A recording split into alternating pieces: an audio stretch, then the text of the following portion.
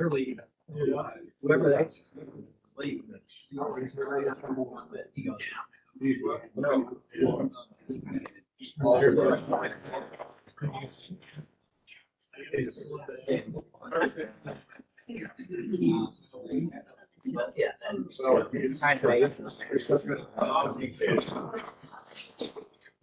Yeah.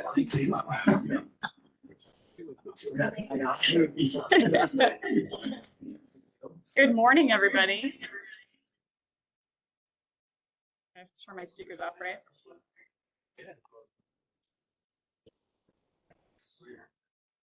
You have your mic on. It might be somebody might be unmuted. Oh, you're in there. Good. That's good.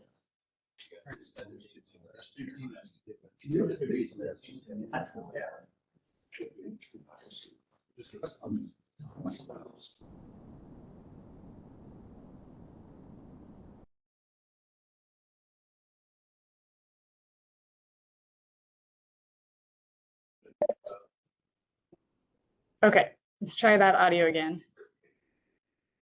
All right. Good morning, everybody. Thanks for joining us on a rainy Tuesday here in Dublin for the consultant services. This is our 7th installment already, believe it or not. It still feels pretty new to all of us. So welcome if it's new for you as well. Glad to have such a great turnout here in person and for folks joining online. So happy to have you here. I'm Tina Waskowitz, Deputy Director of our Transportation and Mobility Division. And I have J.M. Rayburn on my team here with me today. I think that might be it for the T&M crew. So I will hand it to Brian and let you introduce yourself and your crew. Welcome, everybody. Thanks for coming. It's always great to see so many of your shining, wonderful faces in this morning. So obviously, I'm Brian Gable. I'm the Director of Capital Projects. With my group, we have Jared Groves, who has one of the Bulletin projects here this morning. In the back is Josh Miller. Both Jared and Josh are civil engineer 2s with us, project managers. And then our intern, David Lee. You can say hi, David. Thank you. And I think that's about it for my group. Ken has some other things going on upstairs. But I want to go ahead and pass over to Michael Hendershot, the Director of Utilities and Stormwater. I'm Michael Hendershot. I'm the Director of Utilities and Stormwater Management. Thomas, do you want to introduce yourself? Thomas, civil engineer, utilities. And Dan Barr, engineering technician, stormwater building.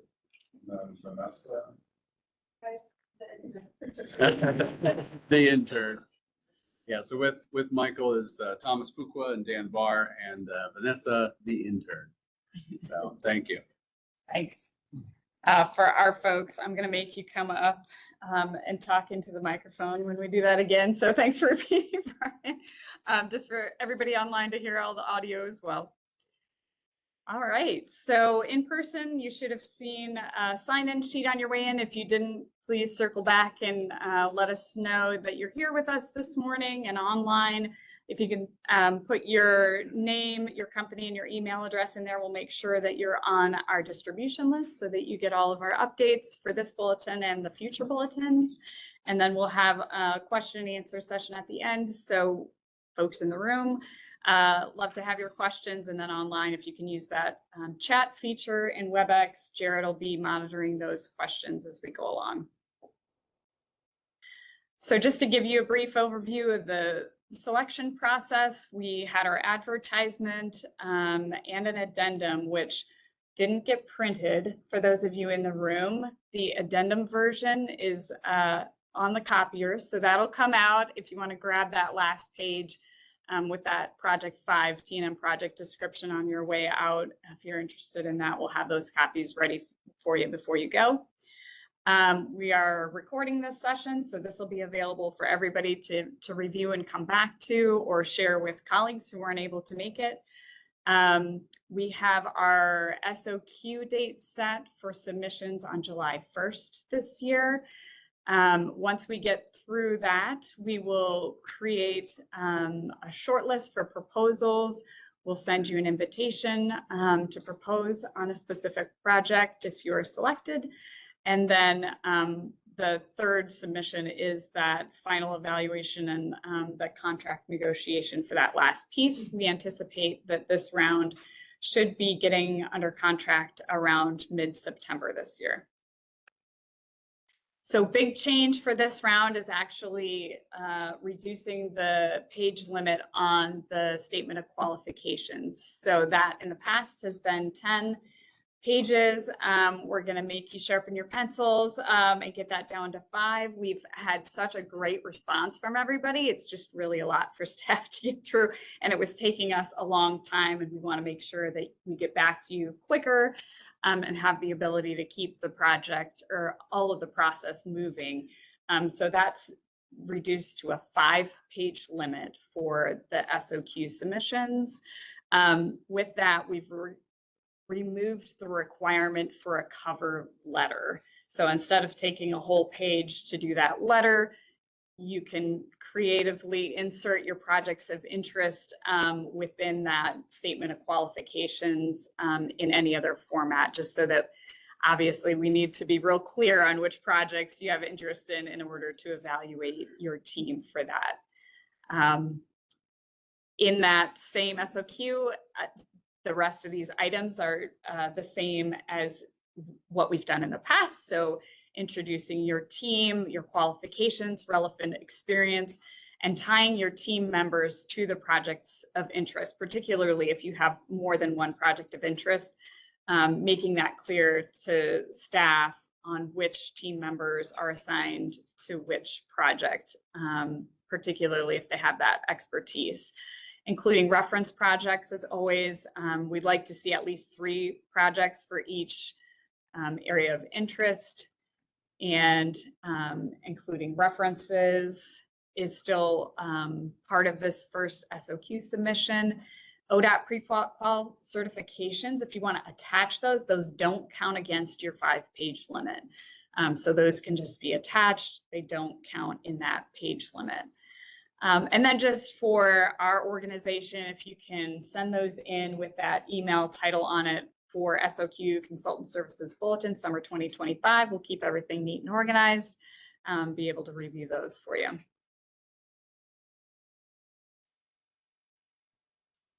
Okay, so with that, I was gonna be ready to jump into projects, and Jared has just stepped out of the room. So are there any questions on the process before we jump into projects today?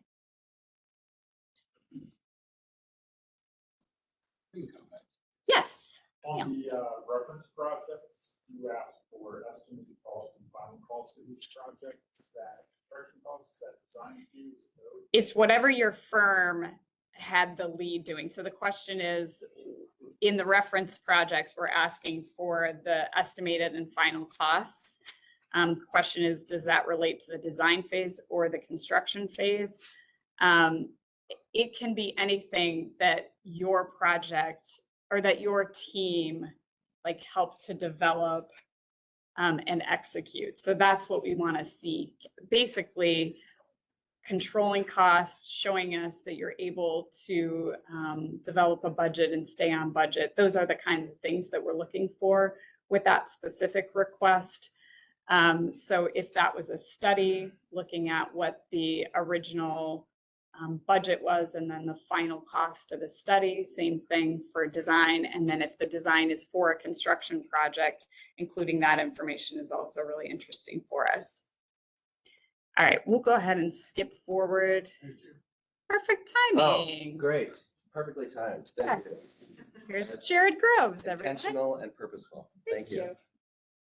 All right. So like I said, or like was said, I'm Jared Groves. I'm one of the engineers with the CIP. So my project here is a sidewalk on Avery Road from Brand to Balmoral. It's about 650 feet, the length of the planned sidewalk. It's going to connect on the south side to this existing walk here as part of this roundabout. The impact to this walk will ideally be minimal, as minimal as possible. And then it'll extend over here to the north, basically dead ending on Balmoral, and then crossing with no crossing of Avery Road, but crossing Balmoral only, as we are required to do for putting a curb ramp there. Utility relocation and relocation of the poles that are out there will again ideally be minimal. There are some poles out there that we are hoping to just avoid entirely. And so that will ideally not be a major part of the project. There will be 2 acquisitions as part of this project for the installation of the path. One over here on this private parcel, and then here, which is an HOA parcel. As part of this project, the chosen consultant will prepare legal documents, prepare the appraisals, and then negotiate the acquisition of these two properties, with which the city will be involved, but the consultant would be heading that effort.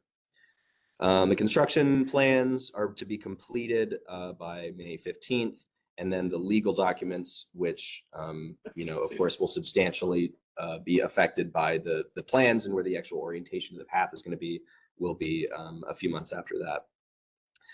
And that's pretty much it. Drainage will be of course a factor, as really is the case with any of these projects. And then construction will be 2027, I believe. So I think that's the big bullet points for that one. Clarification, the goal is to have the negotiation acquisition done by this September. Legal documents, it'll be. Right, understood. Yeah, gotcha. Yeah, you can refer to the dates that we have in the dates that we have in the scope. So, all right, thanks.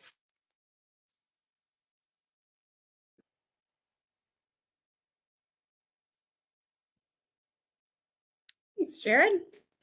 All right, so jumping into transportation and mobility, we have 5 projects this round. The first project is to look at alternatives for an alignment of a western piece of Tuttle Crossing Boulevard. So right now, if you can picture Tuttle, it ends at Wilcox. There's a project that brings that a little bit to the west, and then there's a feasibility study that brings that to Cosgrave. So this is the next piece, right? So looking at where that wants to go out on our western outskirts, and providing a recommendation for the best option for that. Got some reference documents, obviously building on from some of these items that we've developed in the past, and then requesting that schedule from the consultant for those milestone and final delivery dates. Second project is taking a look at our ADA on-street parking. So this is a new thing in ProWag where there are actually recommendations for how many and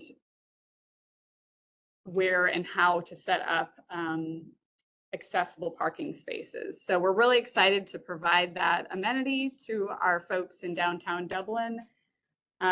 We want to take a look at our curbside management plan and the recommendations that were in that study. Take a look at where we could possibly sign these accessible spaces without doing curb modifications. And then if we do need curb modifications, what that might look like. So across this entire area, which includes Historic District and Bridge Park, which we call downtown Dublin now. And again, this schedule would be proposed by the consultant to set those milestones and final completion for the project. Our third project is taking a look at another corridor for our speed management evaluation. We've just done this on Martin Road, and now we are ready to look at the next corridor. So wanting to take a look at Glick Road, being able to improve that speed compliance is really our target here. We have a speed management program that City Council adopted in July of 2023. So we want this to follow those guidelines, taking a look at those tools in the toolbox, the solutions for speed management. And in particular, we're wanting to include street trees or landscaping in that evaluation. So not feeling all that engineering on that one. So just wanted to point that one out, that would be part of that consideration. And again, the timeline would be as determined in the consultant proposal phase. This is one of our favorites. Project 4 is coming back to our mobility focused traffic count program. This is just helping us with that support that we need when we usually need the count like in the next couple of days. We want somebody to just be available to help us out, but that has good equipment to be able to deploy and get our counts turned around quickly for us. For any variety of projects, but we want to really focus on bike pads and making sure that firm has the ability to capture all modes and help us quantify all of that through this project. Project number 5, come on up, JM. So everybody's handout didn't have the project 5 description in it. So now there's a stack with red text on it that includes project 5. So if you're interested in this project, please grab a handout on your way out.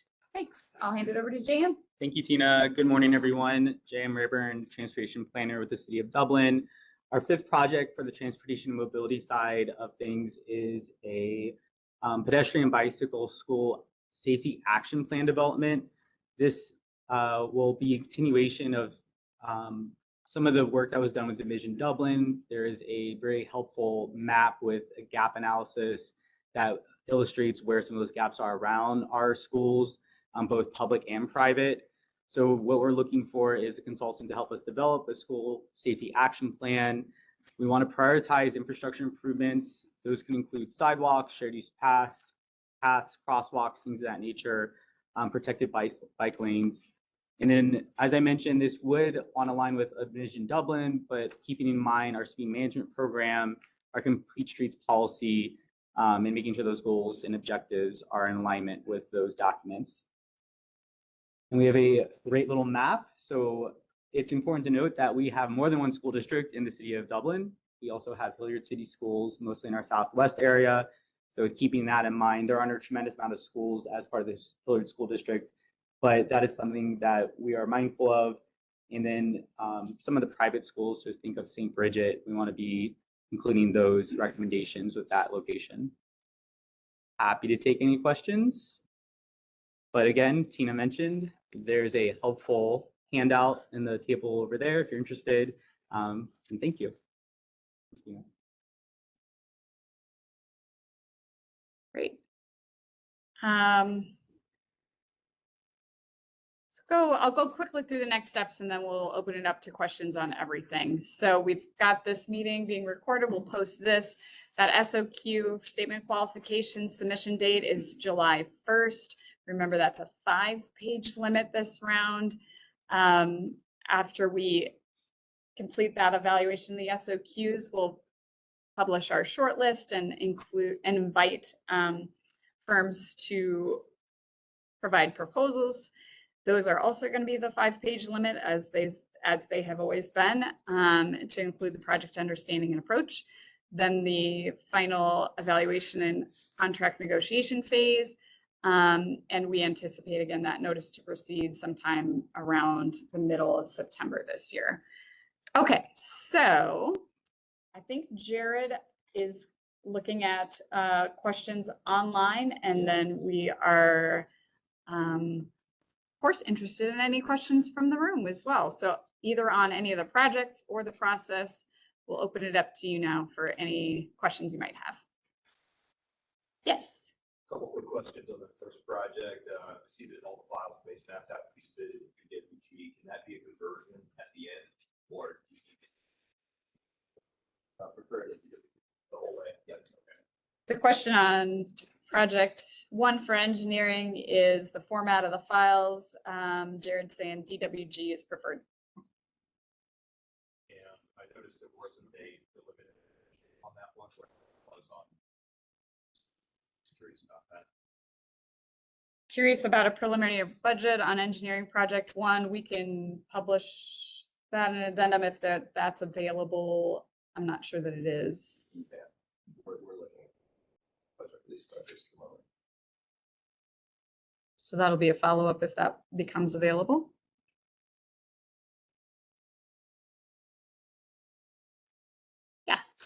On the tunnel project, how much of that is engineering and alignment versus typical section, landscape architecture, trees, pad? You know what I mean? Like, Yeah. is it mostly the engineering and the alignment? Is it both?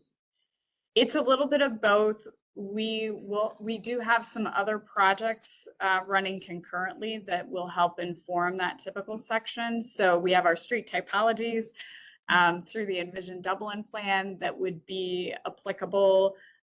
We also have a forget the name of the project, street typology library type project happening right now that may also inform what that streetscape will look like. So probably the bigger outcome will be for that alignment and where it ought to land and those recommendations, but definitely being mindful of that ultimate right of way and what to fit in that area as well, if that makes sense. That question was for Tuttle. I don't know if I ever said that, sorry.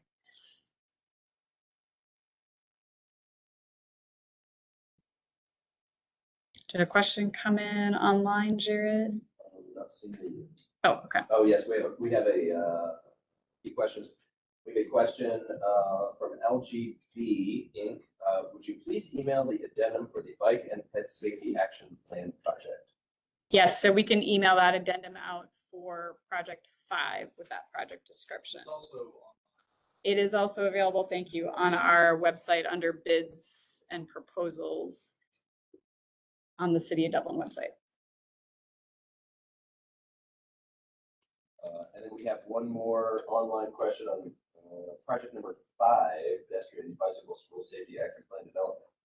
The question is, I understand the city typically manages public information for projects, but on number 5, would PI, presumably public information, be in the consultant scope since that is a large part of the plan? The communication outreach. Oh, yes. There is some information in the scope that talks about having a digital map created and a survey as part of that outreach. And there may be some facilitation with some of the community engagement that we do, but that's something that staff is comfortable taking most of the lift on, but may need some help with some of those tools for those public engagement sessions.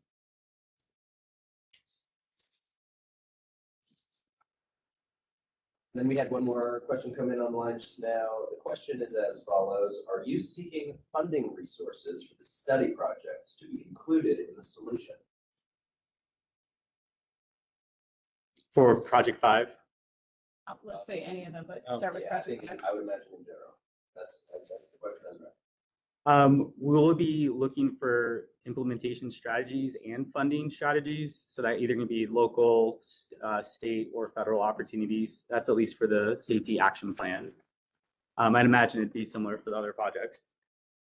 I mean, we're not going to say no to funding, right? So always interested in looking at funding opportunities that might present themselves for any type of project. Would love any insights and guidance on funding opportunities, always, just across the board. Yes. on that note, do you know the funding sources for the construction projects that are listed? So the question is, do we know the funding sources for the projects that are listed? I'm assuming engineering has a CIP fund to it. So that project 1 under engineering is local funding through the City of Dublin. Some of them will be operating funding through the City of Dublin. Can't think of one that immediately would have outside funding sources. So I think that baseline coming into this round would be local funding from the city of Dublin, and then as opportunities arise, we'd go from there. Yeah. So it looks like Caden just filled the coffee for us. Caden's our intern in T&M. Thank you. I forgot to mention at the beginning of the meeting, everybody, sorry, right across the hall, there's restrooms for those folks here in person. Grab some coffee. Again, those handouts are there. And I'm happy to take any more questions.